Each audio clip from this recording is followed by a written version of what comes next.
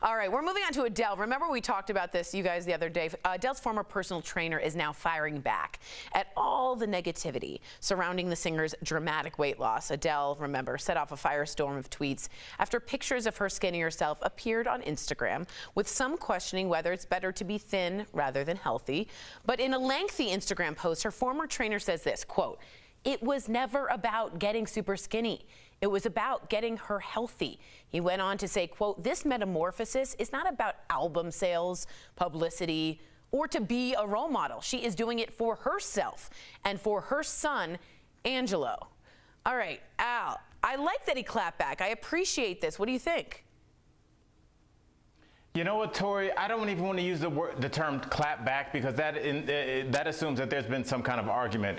I want to kind of empathize with everybody on both sides of this. You're going to have just the straight up fans that are like, hey, she's happier, healthier, at least she appears that way, so I'm happy for her. But other people, when they look at Adele, they looked at Adele and not only gravitated towards her because of her talent, but also because she looked kind of like the every woman. Yeah. And just like when I watch boxing, I cheer for the boxer that kind of looks like me, maybe a little bit of a beer belly or something. So I think when she changes her body, they now see her distancing herself from them. Yeah. And I understand where that comes from, but at the same time, we cannot help but applaud her for her getting healthier, or at least her feeling better about herself. Yeah, I agree. Like if she's gonna get better for her son, bravo, no, Erica?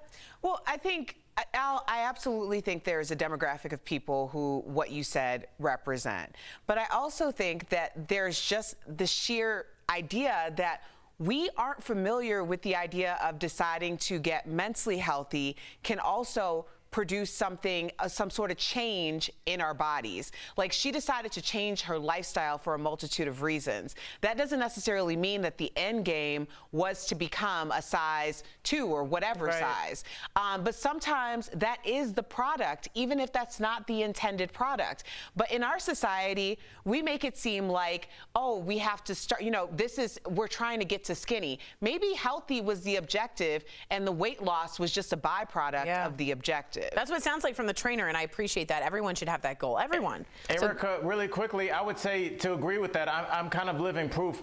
I changed kind of the way I live my life. I stopped drinking and hanging out in bars, and you know, I have lost weight almost as a byproduct because when you're not drinking, you're like, all right, might as well do some push-ups.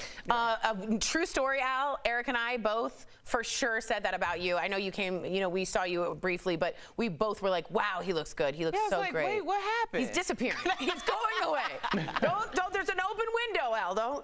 Don't disappear. Al's out here trying to win the quarantine. Yeah.